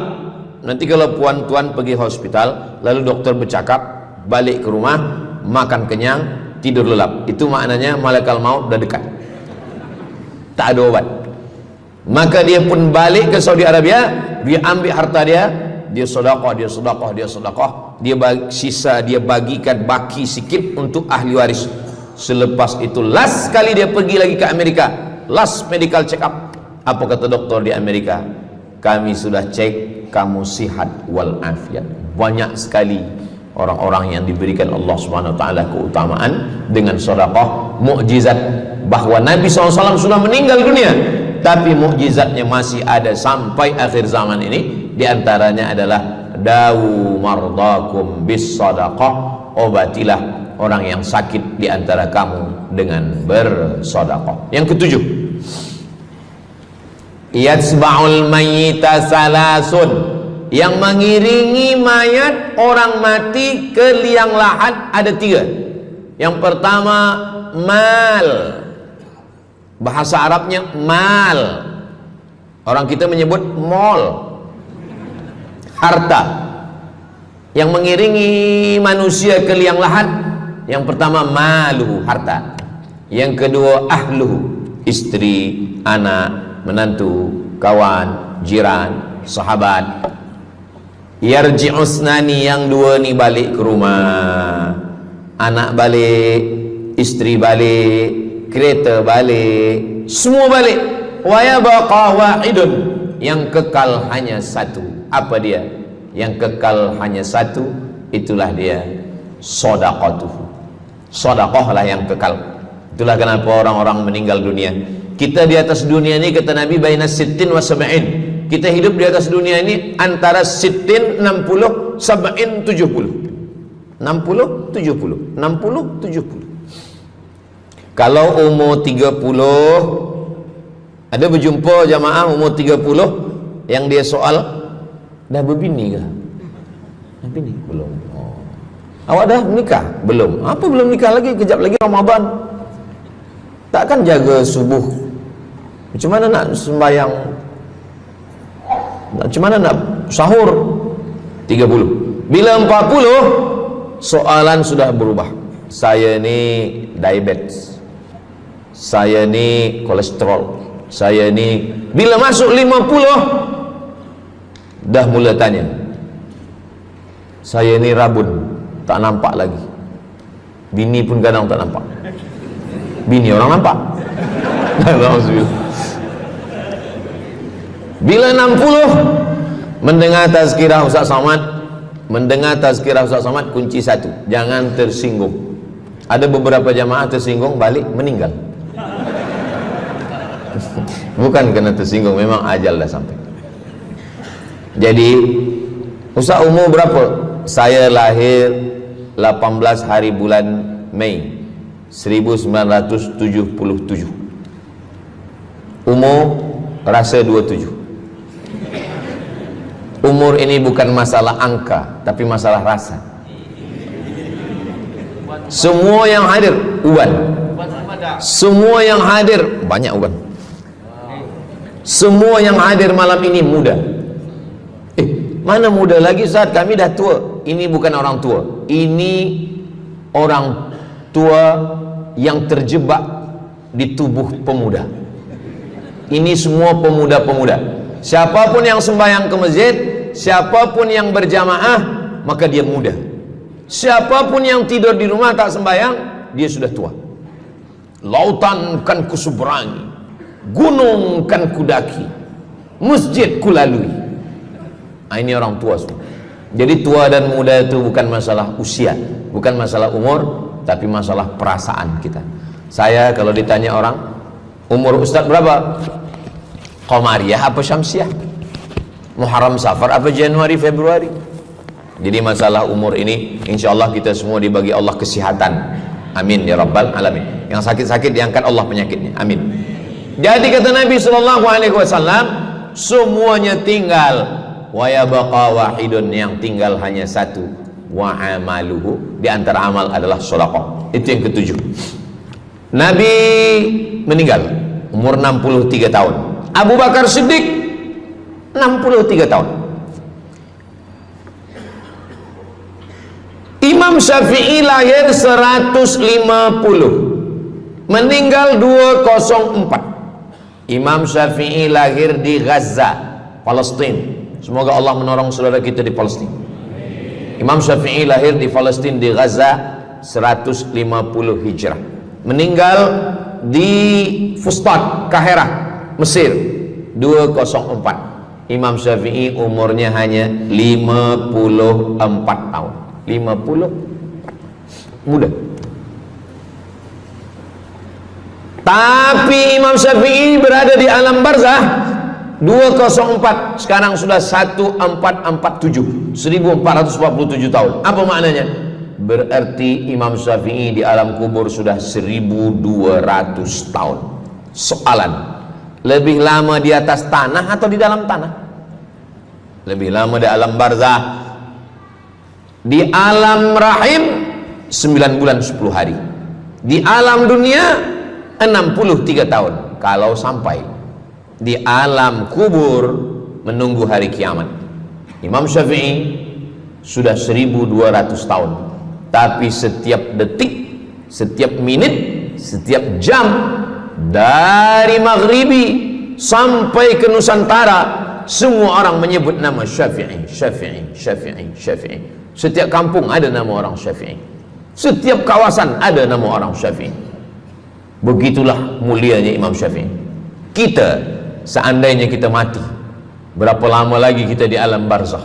Dulu ada yang mengatakan kiamat 2012, rupanya tak jadi. Kan ada filmnya, kiamat 2012, Steven Spielberg. Tak jadi.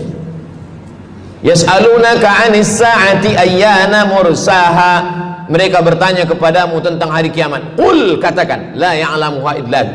Yang tahu hanya Allah Subhanahu wa ta'ala. Pikirkan, kalau kita mati, apa yang akan mengalir? Rumah kita dijual anak kita, dibagi-bagi kepada ahli waris. Kereta kita dijual semuanya. Tapi orang yang membina masjid di Brunei Darussalam, masjid dah cantik-cantik, besar-besar, elok-elok. Tadi kami cerita tentang Muslim yang ada di Kamboja, yang ada di Vietnam, yang ada di Myanmar, kesusahan, kepayahan, yang ada di Palestin.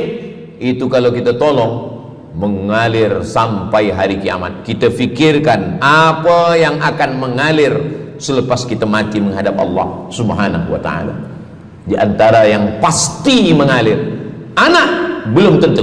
Waktu kita hidup dia soleh, selepas kita mati dia stres. Na'udzubillah. Mudah-mudahan anak-anak kita semua anak-anak yang soleh-soleh. Tapi yang pasti adalah sedekah.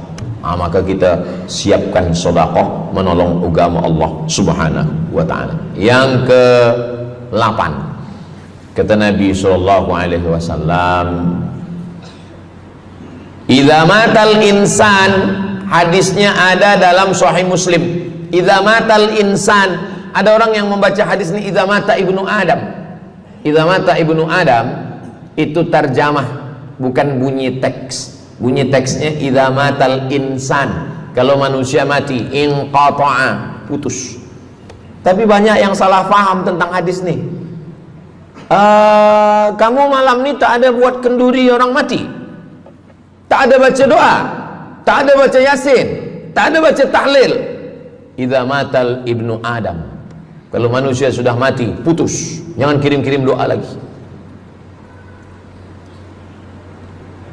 Banyaklah soalan ke saya, Ustaz Abdul Somad, ya, macam mana kalau orang sudah mati tak ada anak, lalu siapa yang mendoakan dia? Kata saya, yang mendoakan dia saya. Allahumma ighfir lahu warhamhu wa'afihi wa'fu anhu. Siapa yang akan bacakan Al-Fatihah untuk dia? Saya akan bacakan Al-Fatihah. Saya tengok muka dia macam ragu. Dia tak percaya Fatihah ini sampai. Siapa yang tak percaya Fatihah sampai, saya tak marah, sebab ni masalah yang ghaib. Siapa yang tak percaya Yasin itu sampai, siapa yang tak percaya Fatihah itu sampai, saya tak marah. Bagi saja nama semua lengkap dengan bin. Nanti bila mati saya kirim. Bila tak sampai, cepat-cepat bagi tahu. Idza matal insan, kalau manusia mati, inqata'a amaluhu, yang putus tu amal dia, amal yang mati itu. Misal ini ada orang mati, namanya Abdul Somad. Ketika saya sebut nama lain tersinggung pula. Ada orang mati namanya Abdul Somad. Idza matal insan, kalau Abdul Somad ni mati, inqata'a amaluhu, maka yang putus tu amal dia. Amal Abdul Somad ni yang putus. Amal orang Brunei untuk Abdul Somad putus atau tak putus? Tidak putus. Datang berita, mereka tengok di Instagram Abdul Somad, Ustadz Abdul Somad Official. Bagi yang belum follow, cepat follow. Dapat berita Ustadz Somad sudah meninggal. Orang Bandar Seri Begawan, semua orang Brunei mengirimkan Al-Fatihah, mereka sholat ghaib. Sampai apa tak sampai? Sampai. Jadi mana yang putus itu apa maknanya? Amal dia putus, amal orang mati ini putus. Amal orang hidup kepada yang mati tak putus. Saya bilang sekali lagi, yang putus itu amal orang mati. Amal orang mati putus. Apa maksud amal orang mati putus? Kepada muslimin muslimat, sila datang ke masjid yang akan membagi tazkirah almarhum Abdul Somad. Itu mana putus, mana boleh tazkirah lagi. Orang mati itu amalnya putus, tapi amal orang hidup untuk orang mati tidak putus. Kalau memang putus, kenapa ada amalnya yang tak putus? Ada amal dia yang tak putus. Ini Abdul Somad mati dia, amal dia semuanya putus, tapi ada amal dia yang tak putus. Pertama, shadaqatun jariyah. Sedekah itu kan amal dia, tak putus. Sedekah dia bina masjid dia, sedekah dia tahfiz Quran. Budak-budak tahfiz Quran itu menghafal Quran, jadi tuan guru, punya murid, punya pondok, maka tak putus. Amal dia tapi tak putus. Yang kedua, ilmun yuntafa'u bih, mengajar dia, diamalkan orang, tak putus. Waladun solihun, anak soleh. Anak soleh itu maksudnya, anak soleh itu kan amal dia. Itu yang banyak orang yang tak paham. Macam mana amal soleh, macam mana amal soleh itu amal kita? Macam mana anak soleh itu amal kita? Kalau istri, mohon maaf, kalau istri awak cuma awak tengok saja, apakah mungkin dia hamil? Itu dah payah betul dah menjelaskan. Maknanya anak kita itu amal kita. Maka kalau kita mati, dia tetap mengalir. Bukan berarti doa orang lain tak sampai. Ini banyak orang salah faham. Selepas orang meninggal, tak usah baca doa lagi, tak usah Allah maafir lahu lagi, tak usah baca Yasin lagi, tak sampai. Maksud putus itu amal orang mati itu putus. Kalaulah putus amal orang hidup kepada orang mati, tak ada salat jenazah. Nanti kalau ada orang mengatakan tak usah baca doa, kita udah putus semua, nanti bila dia mati jangan sembahyangkan. Sebab sembahyang jenazah itu kan amal orang hidup untuk orang mati. Allahu Akbar, Allahu Akbar, Al-Fatihah, Allahu Akbar, salawat, Allahu Akbar, Allahumma fir lahu warhamhu wa'afihi wa'fu anhu, Allahu Akbar, Allahumma la tahrimna ajrahu wa la taftina ba'dahu wa waghfir lana wa lahu wa li ikhwanina alladhina sabaquna bil iman wa la taj'al fi qulubina ghillan lil ladzina amanu rabbana innaka ra'ufur rahim. Empat itu sampai, Al-Fatihah sampai, doa sampai, Al-Fatihah sampai, solawat sampai, doa takbir 3 sampai, doa takbir 4 pun sampai. Itu maknanya amal orang hidup sampai, tapi amal orang mati putus. Apakah orang mati itu tetap beramal? Orang mati tetap beramal, tapi katanya putus. Yang putus itu amal wajib. Sholat wajib, tak wajib lagi. Puasa wajib, tak wajib lagi. Adapun amal yang tak wajib, makanya kalau ada suami yang tak mau amal wajib, suruhlah dia mati. Mana dalil ustadz bahwa orang mati tetap beramal? Waktu Nabi Muhammad SAW Isra Mi'raj, Nabi Isra Mi'raj, Nabi tengok Nabi Musa sholat di dalam kuburnya. Padahal Nabi Musa sudah meninggal. Itu menunjukkan orang meninggal pun beribadah, tapi ibadah dia tidak wajib lagi. Waktu sampai di Masjidil Aqsa, Nabi Ibrahim sholat, Nabi Musa sholat, Nabi-Nabi sholat, padahal mereka sudah meninggal dunia.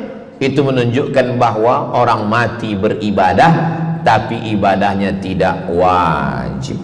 Yang kita wajib ini hanya dari akil baligh sampai kita mati. Siapa yang wajib sembahyang? Akil baligh. Siapa yang wajib puasa?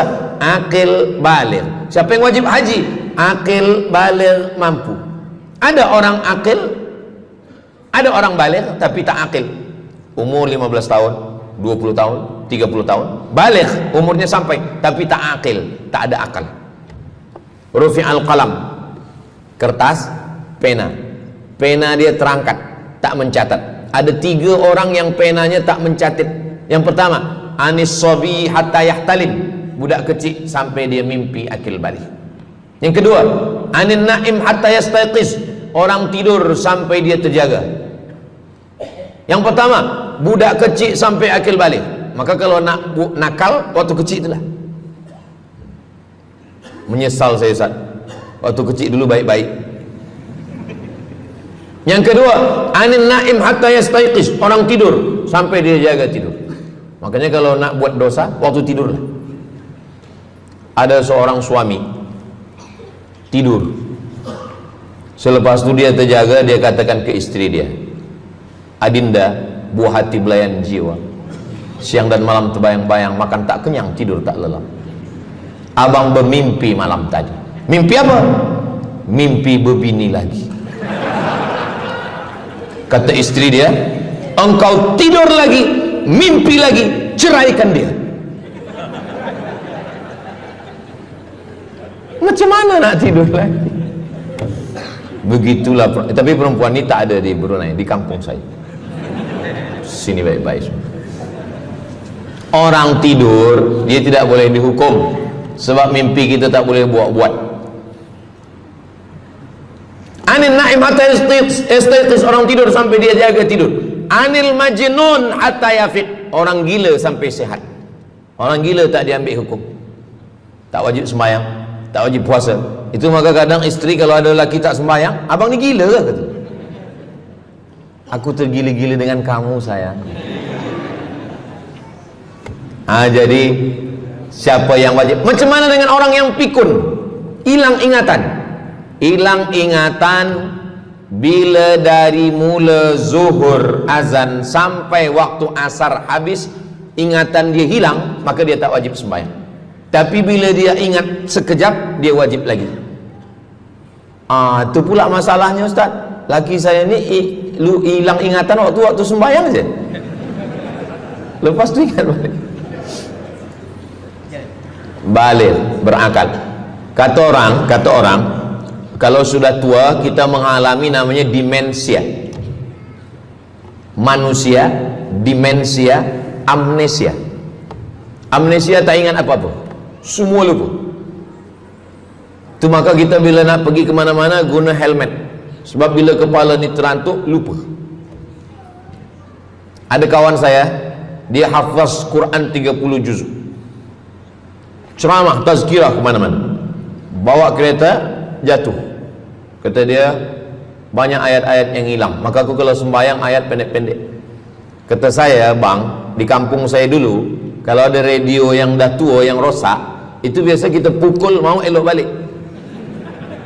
Cuba antukkan sekali lagi, kata saya.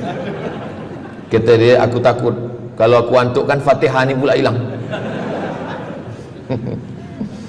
Maka Islam ini datang menjaga 5. Pertama, menjaga akal. Tak boleh minum khamar, tak boleh guna khamar, narkotik. Menjaga diri, tak boleh bunuh diri. Menjaga kehormatan, tak boleh menghina orang. Menjaga agama, tak boleh membawa aliran sesat, ateis, tak percaya, kekafiran. Menjaga harta, tak boleh ada mencuri, tak boleh ada dusta, tak boleh ada akad bohong, tak boleh ada tipu, tak boleh ada gharar, tak boleh ada zulm, tak boleh ada ghish. Man ghasyana falaysa minna, siapa yang menipu kami maka dia bukan golongan kami. Jadi berdasarkan 8 keutamaan ini, kalau ingat 8-8-nya alhamdulillah. Tak ingat 8, ingat 7, ingat 6, ingat 5, ingat 4, ingat 3, ingat 2, ingat 1. Satu pun tak ingat, innalillah. Tapi insyaAllah kita boleh ingat semua. Sebab apa? Sebab tazkirah malam ini direkodkan, nanti boleh ditonton ulang di channel Ustaz Abdul Somad Official. Jangan lupa subscribe, like, share, and comment. Jamaah yang dimuliakan Allah Subhanahu Wa Taala, tadi saya mula pukul 8.15, sekarang sudah pukul 8.10. Jadi saya di mana-mana tazkirah memanglah 60 menit. 600 ml, tapi rupanya botolnya kecil. Jadi sebenarnya setengah jam pun cukup. Jadi dari 8 tadi itu semua membagi kita semangat. Kalau ada orang yang mengatakan Islam ini agama yang menyuruh kita tak usahlah berniaga, tak usahlah bertanam kelapa sawit, tak usahlah bertanam kelapa, tak usahlah buka ikan, tak usahlah bertani. Sesungguhnya Islam ini agama yang menyuruh kita berusaha. Masuk masjid, Allahumma aftah li abwaaba rahmatik. Keluar masjid, Allahumma inni as'aluka min fadlik. Kenapa keluar masjid minta rezeki? Sebab peniaga, pedagang, bisnismen dapat duit, duitnya bukan untuk dunia, duitnya untuk akhirat. Jadi kalau ada orang mengatakan kereta tak dibawa mati, siapa kata kereta tak dibawa mati? Kereta boleh dibawa mati. Kereta yang macam mana? Kereta wakaf. Ada kereta 10, wakafkan untuk tahfiz Quran. Masa mak saya meninggal, berpesan dia, nanti kalau aku mati, tolong kuburkan aku di samping makam ayahku. Dari tempat saya, rumah saya ke kampung mak saya jauh, 10 jam naik kereta. Hospital tak nak bagi kereta ambulan. Maka selepas itu saya azam dalam diri saya, nanti kalau ada duit kita buatkan kereta wakaf ambulan. Siapapun saja yang sakit meninggal free, Alhamdulillah kami ada yayasan tabung wakaf umat namanya, 2 kereta ambulans sekarang. Siapapun yang sakit free. Naik kereta ni free, syaratnya 2, sakit mati. Alhamdulillah, sesiapa saja datang boleh. Jadi saya rasa sakit hati, dalam hati saya itu saya mesti azamkan, tekadkan ini. Begitu juga dengan tahfiz, guru-guru, cikgu-cikgu, pelajar-pelajar, buatkan kereta. Begitu juga dengan rumah. Apa kata orang? Untuk apa bina rumah elok-elok, rumah besar? Rumah tak dibawa mati. Rumah boleh dibawa mati. Rumah yang mana? Rumah tahfiz Quran. Assalamualaikum. Waalaikumsalam. Ustaz Abdul Somad, betul, saya ada rumah Ustaz, 9 bilik, 2 aras, parking lapang. Rumah siapa? Tak tahu. Ini rumah siapa Tuan? Tuan Haji. Rumah saya. Tuan Haji di mana sekarang? Saya di Surabaya, Ustaz Abdul Somad. Rupanya dia dulu kerja kilang minyak di Riau, Sumatera. Lepas pencen dia balik ke Jawa. Jadi rumah ni saya nak wakafkan. Wakafkan sekarang, kami buat rumah tahfiz Quran. Pagi, petang, siang, malam orang hafaz Quran. Ini rumah boleh. Jadi kalau ada orang mengatakan tak usahlah cari harta banyak-banyak, harta tak dibawa mati. Harta dibawa mati dengan syarat diwakafkan, diinfakkan, disedekahkan. Yang paling tinggi zakat wajib. Di bawah zakat wakaf. Wakaf mesti ada 4. Orang yang berwakaf, orang yang menerima wakaf, harta yang diwakafkan, ada ijab dan qabul. Di bawah wakaf infak. Di bawah infak baru sedekah. Kenapa infak lebih tinggi daripada sedekah? Sebab infak adalah harta, sedangkan sedekah tak harta pun sedekah. Senyum itu sedekah. Makanya yang kalau ada box di depan masjid, box di tepi jalan, itu yang tepat ditulis box infak, jangan box sedekah. Sebab kalau box sedekah nanti orang senyum aja. Tabassumika fi wajhi akhika sedekah, senyummu ke wajah saudaramu adalah sedekah. Tolong untuk dibaca Ustaz.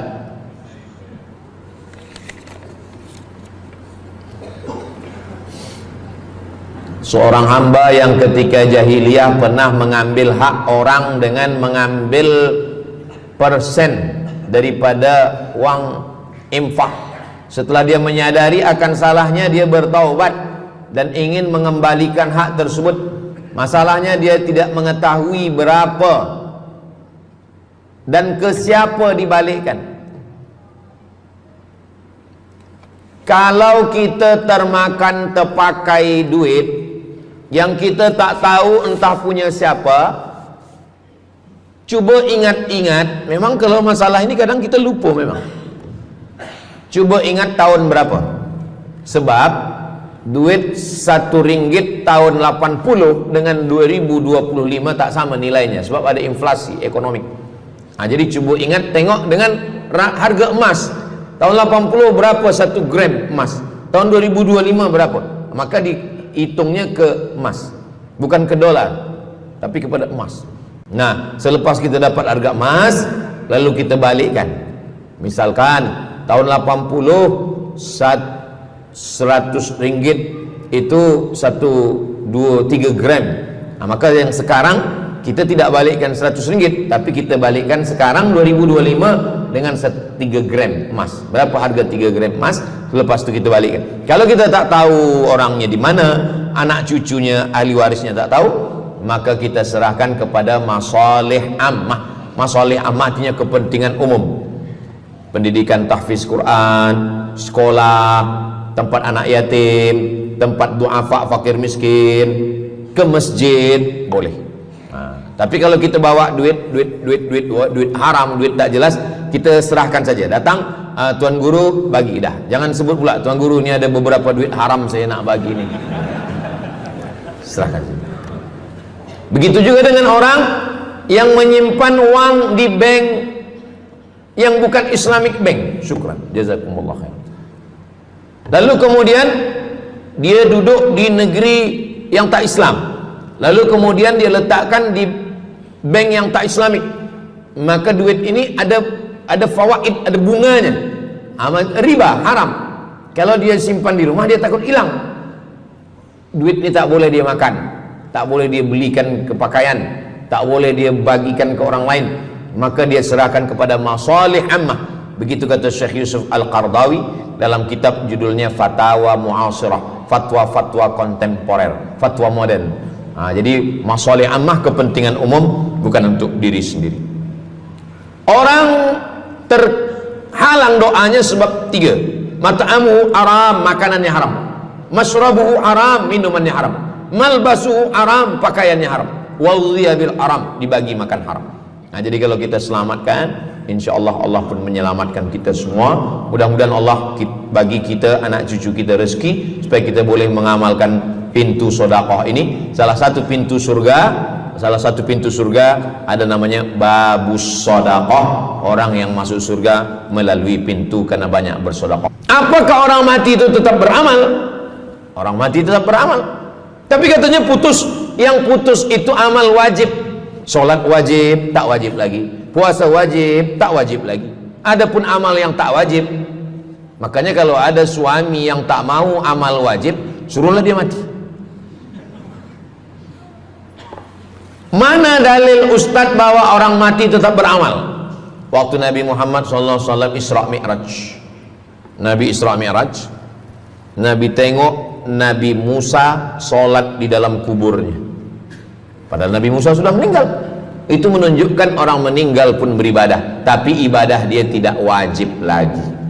Waktu sampai di Masjidil Aqsa, Nabi Ibrahim sholat, Nabi Musa sholat, Nabi-Nabi sholat, padahal mereka sudah meninggal dunia.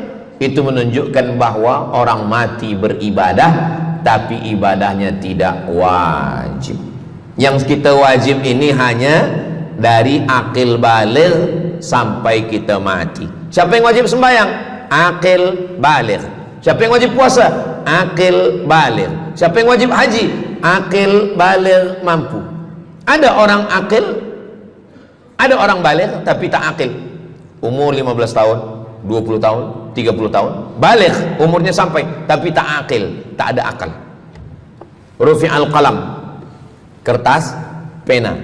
Pena dia terangkat, tak mencatat. Ada 3 orang yang penanya tak mencatat. Yang pertama, anis sobi hatta yahtalim, budak kecil sampai dia mimpi akil balik. Yang kedua, anin naim hatta yastayqiz, orang tidur sampai dia terjaga. Yang pertama, budak kecil sampai akil balik. Maka kalau nak nakal waktu kecil itulah. Menyesal saya Ustaz, waktu kecil dulu baik-baik. Yang kedua, anin naim hatta yastayqiz, orang tidur sampai dia jaga tidur. Makanya kalau nak buat dosa waktu tidurlah. Ada seorang suami tidur, selepas itu dia terjaga, dia katakan ke istri dia, Adinda, buah hati belayan jiwa, siang dan malam terbayang-bayang, makan tak kenyang, tidur tak lelap. Abang bermimpi malam tadi. Mimpi apa? Mimpi berbini lagi. Kata istri dia, engkau tidur lagi, mimpi lagi, ceraikan dia. Macam mana nak tidur lagi? Begitulah. Tapi perempuan ini tak ada di Brunei, di kampung saya. Sini baik-baik. Orang tidur dia tidak boleh dihukum, sebab mimpi kita tak boleh buat-buat. Anil naim hatta yastayqiz, orang tidur sampai dia jaga tidur. Anil majnun hatta yafiq, orang gila sampai sehat. Orang gila tak diambil hukum, tak wajib sembahyang, tak wajib puasa. Itu maka kadang isteri kalau ada lelaki tak sembahyang, abang ni gila ke? Kata, aku tergila-gila dengan kamu sayang. Jadi siapa yang wajib? Macam mana dengan orang yang pikun, hilang ingatan? Hilang ingatan bila dari mula zuhur azan sampai waktu asar habis, ingatan dia hilang, maka dia tak wajib sembahyang. Tapi bila dia ingat sekejap, dia wajib lagi. Itu pula masalahnya Ustaz. Laki saya ni hilang ingatan waktu sembahyang je, lepas tu ingat balik. baligh, berakal. Kata orang kalau sudah tua kita mengalami namanya demensia. Manusia demensia, amnesia. Amnesia tak ingat apa-apa, semua lupa. Itu maka kita bila nak pergi kemana-mana guna helmet, sebab bila kepala ni terantuk lupa. Ada kawan saya, dia hafaz Quran 30 juz, ceramah tazkirah kemana-mana, bawa kereta jatuh. Kata dia banyak ayat-ayat yang hilang, maka aku kalau sembahyang ayat pendek-pendek. Kata saya, bang, di kampung saya dulu kalau ada radio yang dah tua yang rosak, itu biasa kita pukul mau elok balik. Cuba antukkan sekali lagi, kata saya. Kata dia, aku takut kalau aku antukkan Fatihah ni pula hilang. Maka Islam ini datang menjaga 5. Pertama, menjaga akal. Tak boleh minum khamar, tak boleh guna khamar, narkotik. Menjaga diri, tak boleh bunuh diri. Menjaga kehormatan, tak boleh menghina orang. Menjaga agama, tak boleh membawa aliran sesat, ateis, tak percaya, kekafiran. Menjaga harta, tak boleh ada mencuri, tak boleh ada dusta, tak boleh ada akad bohong, tak boleh ada tipu, tak boleh ada gharar, tak boleh ada zulm, tak boleh ada ghish. Man ghasyana falaysa minna. Siapa yang menipu kami, maka dia bukan golongan kami. Jadi berdasarkan 8 keutamaan ini, kalau ingat 8-8-nya alhamdulillah. Tak ingat 8, ingat 7, ingat 6, ingat 5, ingat 4, ingat 3, ingat 2, ingat 1. Satu pun tak ingat, innalillah. Tapi insyaAllah kita boleh ingat semua. Sebab apa? Sebab tazkirah malam ini direkodkan. Nanti boleh ditonton ulang di channel Ustaz Abdul Somad Official. Jangan lupa subscribe, like, share and comment. Jamaah yang dimuliakan Allah Subhanahu Wa Taala, tadi saya mula pukul 8.15, sekarang sudah pukul 8.10. Jadi saya di mana-mana tazkirah memanglah 60 menit, 600 ml. Tapi rupanya botolnya kecil je. Jadi sebenarnya setengah jam pun cukup. Jadi dari 8 tadi itu semua membagi kita semangat. Kalau ada orang yang mengatakan Islam ini agama yang menyuruh kita tak usahlah berniaga, tak usahlah bertanam kelapa sawit, tak usahlah bertanam kelapa, tak usahlah buka ikan, tak usahlah bertani. Sesungguhnya Islam ini agama yang menyuruh kita berusaha. Masuk masjid, Allah maftah li abwaba rahmatik. Keluar masjid, Allahumma inni as'aluka min fadlik. Kenapa keluar masjid minta rezeki? Sebab peniaga, pedagang, bisnismen dapat duit. Duitnya bukan untuk dunia, duitnya untuk akhirat. Jadi kalau ada orang mengatakan kereta tak dibawa mati, siapa kata kereta tak dibawa mati? Kereta boleh dibawa mati. Kereta yang macam mana? Kereta wakaf. Ada kereta 10 wakafkan untuk tahfiz Quran. Masa emak saya meninggal, berpesan dia, nanti kalau aku mati, tolong kuburkan aku di samping makam ayahku. Dari tempat saya, rumah saya ke kampung mak saya jauh, 10 jam naik kereta. Hospital tak nak bagi kereta ambulan. Maka selepas itu saya azam dalam diri saya, nanti kalau ada duit, kita buatkan kereta wakaf ambulan. Siapapun saja yang sakit meninggal, free. Alhamdulillah kami ada yayasan tabung wakaf umat namanya, 2 kereta ambulan sekarang. Siapapun yang sakit free. Naik kereta ni free, syaratnya 2, sakit mati. Alhamdulillah, sesiapa saja datang boleh. Jadi saya rasa sakit hati dalam hati saya itu, saya mesti azamkan, tekadkan ini. Begitu juga dengan tahfiz, guru-guru, cikgu-cikgu, pelajar-pelajar, buatkan kereta. Begitu juga dengan rumah. Apa kata orang? Untuk apa bina rumah elok-elok, rumah besar? Rumah tak dibawa mati. Rumah boleh dibawa mati. Rumah yang mana? Rumah tahfiz Quran. Assalamualaikum. Waalaikumsalam. Ustaz Abdul Somad, betul, saya ada rumah Ustaz, 9 bilik, 2 aras, parking lapang. Rumah siapa? Tak tahu. Ini rumah siapa Tuan? Tuan Haji. Rumah saya. Tuan Haji di mana sekarang? Saya di Surabaya, Ustaz Abdul Somad. Rupanya dia dulu kerja kilang minyak di Riau, Sumatera. Lepas pencen dia balik ke Jawa. Jadi rumah ini saya nak wakafkan. Wakafkan sekarang kami buat rumah tahfiz Quran. Pagi, petang, siang, malam orang hafaz Quran. Ini rumah boleh. Jadi kalau ada orang mengatakan tak usahlah cari harta banyak-banyak, harta tak dibawa mati. Harta dibawa mati dengan syarat diwakafkan, diinfakkan, disedekahkan. Yang paling tinggi zakat wajib. Di bawah zakat wakaf. Wakaf mesti ada 4. Orang yang berwakaf, orang yang menerima wakaf, harta yang diwakafkan, ada ijab dan qabul. Di bawah wakaf infak. Di bawah infak baru sedekah. Kenapa infak lebih tinggi daripada sedekah? Sebab infak adalah harta, sedangkan sedekah tak harta pun sedekah. Senyum itu sedekah. Makanya yang kalau ada box di depan masjid, box di tepi jalan, itu yang tepat ditulis box infak, jangan box sedekah. Sebab kalau box sedekah nanti orang senyum aja. Tabassumika fi wajhi akhika sedekah. Senyummu ke wajah saudaramu adalah sedekah. Tolong untuk dibaca Ustaz.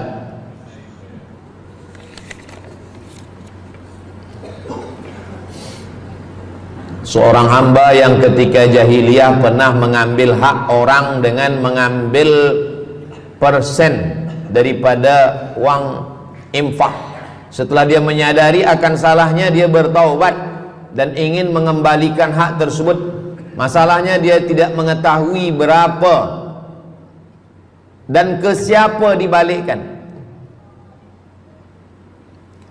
Kalau kita termakan terpakai duit yang kita tak tahu entah punya siapa, cuba ingat-ingat. Memang kalau masalah ini kadang kita lupa memang. Cuba ingat tahun berapa. Sebab duit RM1 tahun 80 dengan 2025 tak sama nilainya, sebab ada inflasi ekonomi. Jadi cuba ingat, tengok dengan harga emas.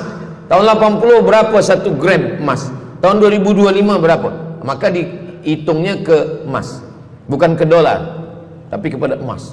Nah, selepas kita dapat harga emas, lalu kita balikkan.